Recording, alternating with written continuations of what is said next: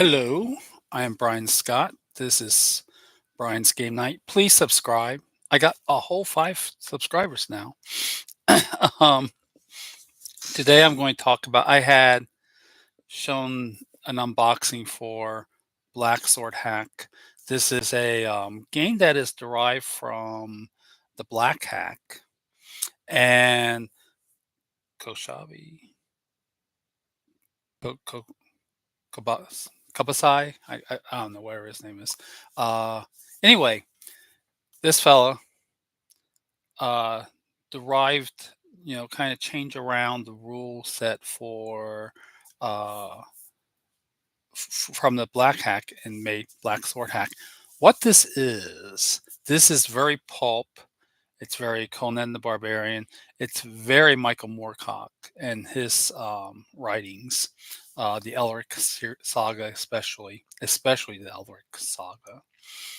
So when I heard that, I was like, I'm going to see what it is because I love me some Elric. Um, this is in the common Creative Commons, and oddly enough, you don't take from this book. They actually have an SRD on the Merry Mushman. He had done a book that was done in black and white. Oh, maybe about 2 or 3 years ago. And I'll be honest, I had it. I already had this when this came out, but I didn't even read it. And then you put a nice wrapper on, and boy, it just pops. This is the book from France that cost me $50. It's about what 100 pages. But I tell you what, I actually like books over PDFs, and it is nice to have such a small book that you can sit at the table if you ever to play at the table. Honestly, I was running it the other night online, so yeah, it works very well. I want to before I begin really getting before I get into this a lot, I'm going to have this video today, and I'm going to come out with a video probably. I'll either do it later on today or later on. I I'm in two games. I'm running one on Mondays. My friend Gary's running one on Wednesdays. He's going to be running as is from the book. I'm running my setting, the Last Days of Atlantis, and so that deserves a whole video of itself. Because it's complicated what I'm doing, the things I'm changing around.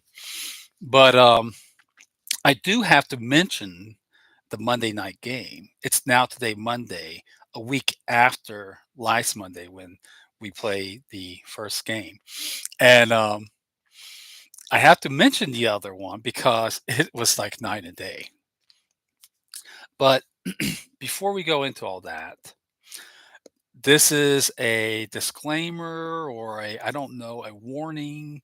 Um, in my video on Shadow Dark, I talked about how it was for sadomasochists because uh, it is just, I mean, it's a harsh game.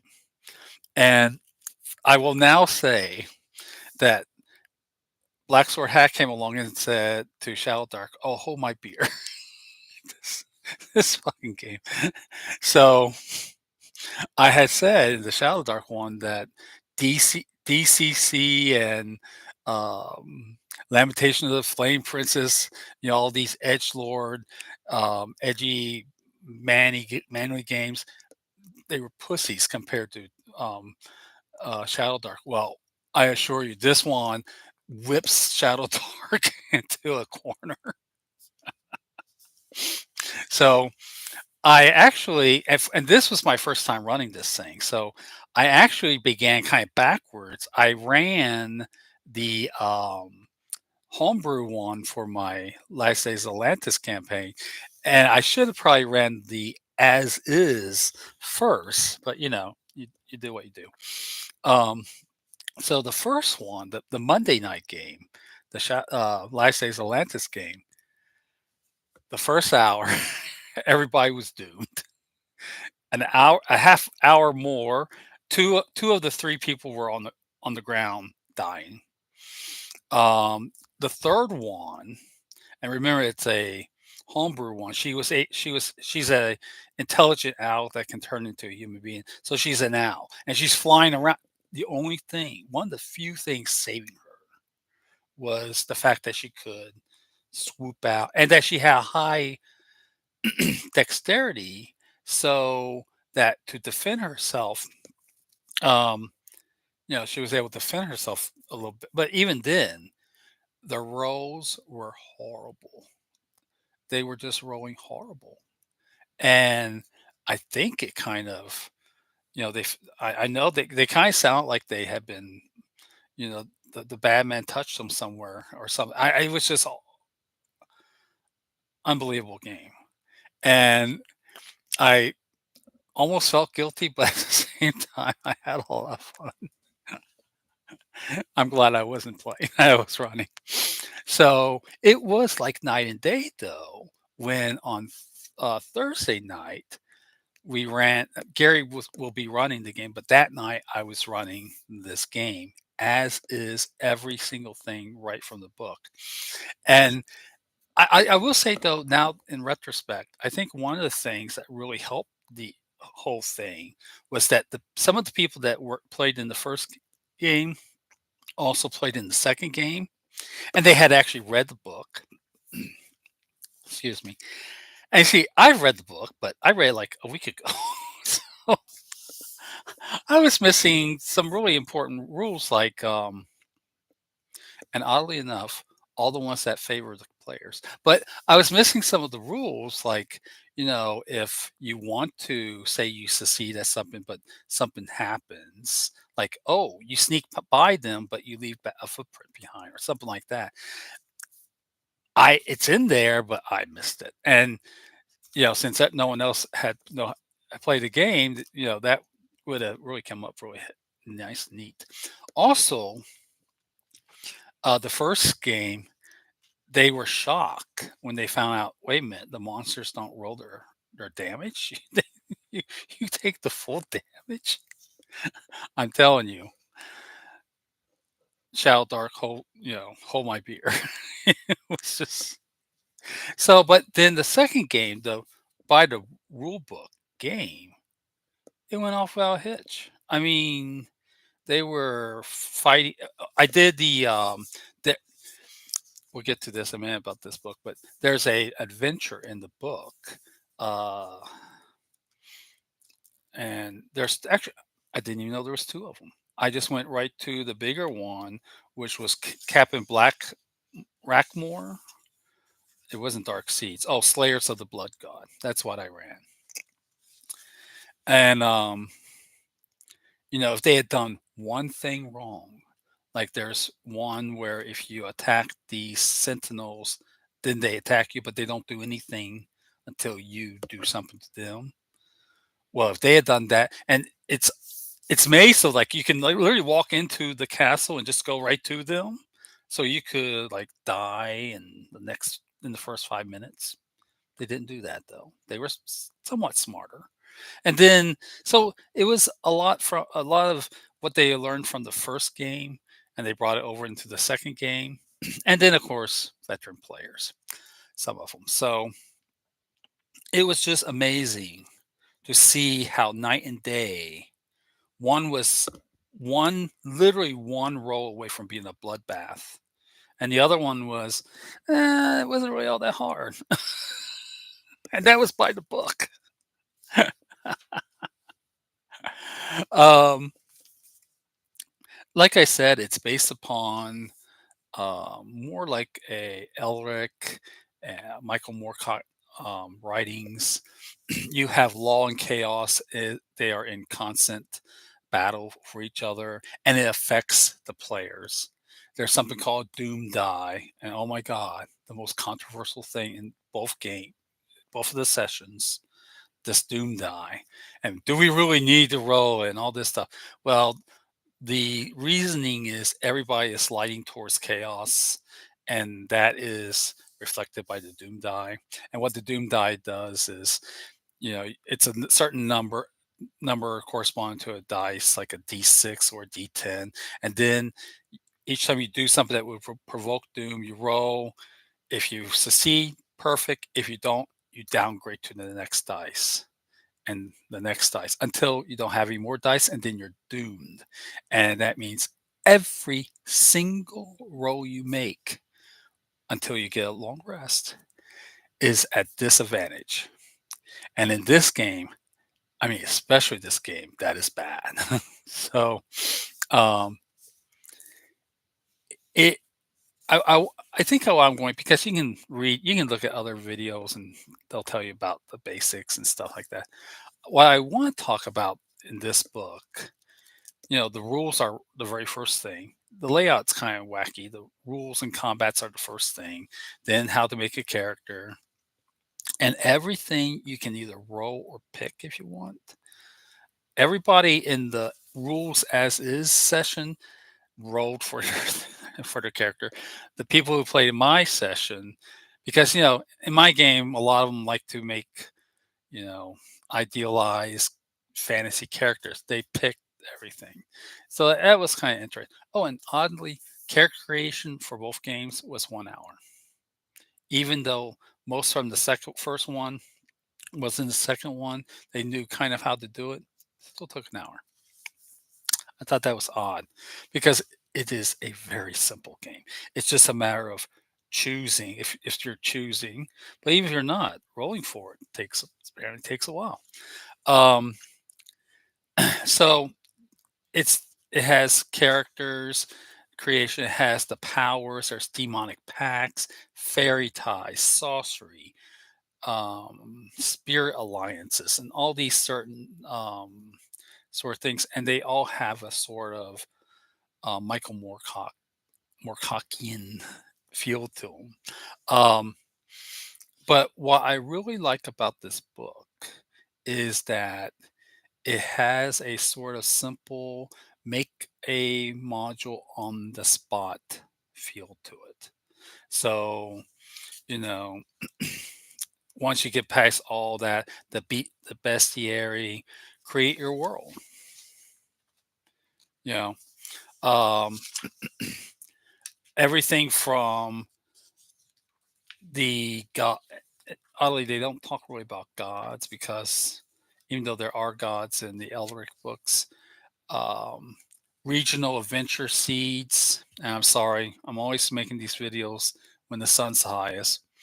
Um, Forbidden City, mercenary bands, Amber Enclave, uh, you know, Merchant League, Eastern Principalities, and then it talks about what each one of those might entail. So there you're creating the world at large. And then it goes down to the city or the empire, then the city, uh, traveler's tales, going not only to how to create a city and what kind of city you want. It just goes on and on. And then, of course, it has two adventures. Um, and then it has a city set up for you that's created. And then the appendices, they have things about running the games, advice from the game masters of long ago, and it's just even at the end they have you know a whole page on names, and then the book is filled with this really nice. I like to call old school art, though it's color. Old school art, you know, usually has mostly black and white, but such a great little book. Please, Mary Mushman, have a United States distributor for this thing. You're not going to have a lot of people really, at least Americans, really hot all over this if it becomes so difficult to. I mean, it wasn't so much difficult, but you're buying it from France, so it shouldn't cost $50. No way. And I didn't realize how small. I mean, I really love the fact. I ran a game almost a decade ago called Bare Bones Fantasy, and this is a step up from that. But Bare Bones Fantasy was so simple. It was a little too simple. We had to put a lot of rules into it. This we don't really have to. Um, Like I said, I'm going to go in the next video talking about my homebrew one. To give you an idea, you are playing a human. You might have some kind of, like, you might have fairy ties or something like that, but you're basically human. And you there is classless. You have backgrounds, three of them. There are unique. Some of them are unique. You can only have one unique background, or you can have three basic backgrounds. Uh, and oh yeah, I said that already. It's brutal. I mean, just I almost I we didn't play with the video on, but I almost imagined them screaming in agony and silence as we were playing this game, the first game. Um, I don't know if I really want to say much more. I really love it. There is very little presence online for this book right now. Uh, I don't know. I can kind of see why. I can imagine this would be a hard if you were to talk to a fifth edition person, because see, in my Discord server, almost everybody came from fifth edition. They were like, "Oh, I need something else. I can't do this anymore," and they came to the OSR through me. So I think there is a fifth edition audience for this, but it's going to be a hard sell because they it is just it's rough. The doom die is the real one. You know, you're slipping what from a 6 to a 4 to you're doomed. And once every single roll you make is a disadvantage, yeah. But there is ways to avoid that. Don't do things that are going to provoke doom. Don't you know, there's a lot of things to do to avoid it. But at the same time, all the fun stuff to do is doom provoking. And I can imagine. Well, I know I've already heard from the fifth editions people, some of them. It will be a hard sell, but again, now I don't know. Maybe Mork Borg might be more edgier than this. Maybe I have not ran Mork or play Mork Borg, but all the others I have, and let me tell you,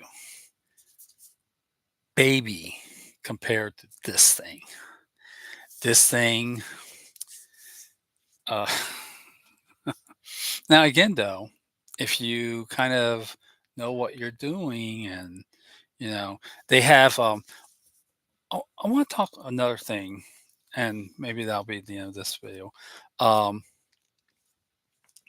One of the things I really liked about, um, in the rules, they have effect, what do they call it? Damage effects, or let's see here, attack effects. And it didn't even dawn on me. I was thinking, oh, these are effects that you do for weapons. No, they're attack effects. They can be done with weapons or with your hands, and I just thought, oh, it's very subtle and clever, you know, and it kind of, if you're fifth edition, kind of remind me of Battle Master. You can break, be brutal, disarm, entangle, flurry of blows, pin down, sacrifice, shove, sweep, or a vicious attack. Of course, they all provoke doom. So you have to roll the doom die before you get to do it. Um, but I just thought that was really clever. And it's all, and again, not just um I'm having a total melt on his name, but the guy who did Black Hack also, of course. Um, oh, by the way, if you want a more traditional D&D game with classes and whatnot, that's Black Hack. This does not have. Um, I think though I really kind of like this more. This is definitely a low magic game. Though, in my Last Days of Atlantis, I create something called Great Rights. So you could probably, you could definitely, where I'll have spells like Raise Dead and, the real high level spells will go into the Great Rights.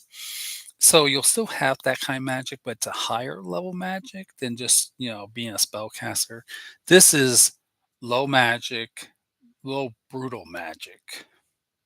Um, because you can fail on these things, and when you fail it sometimes affects you or those around you, to make the fun all the more. Yeah, so Black Sword Hack Ultimate Chaos Edition. Koshabi. Did I pronounce it right? Koshabi. Kobasi. I just can't do it today. um I think that's why I'm going in there. Really enjoyed it. I'm going to stick with it for at least a while. I mean, it really, there's no figuring out your bonuses to hit. None of that. None of that is okay. I'm drawing myself back in. So I will talk about this a little bit. You do not roll to attack. You roll your either a strength or dexterity, depending what kind of weapon you use, and it's under your ability score. So if the ability score is a 13, you have to roll 12 or under to hit. As a geek GM, I don't roll a monsters to hit. You roll either a parry or a dodge to avoid the monster.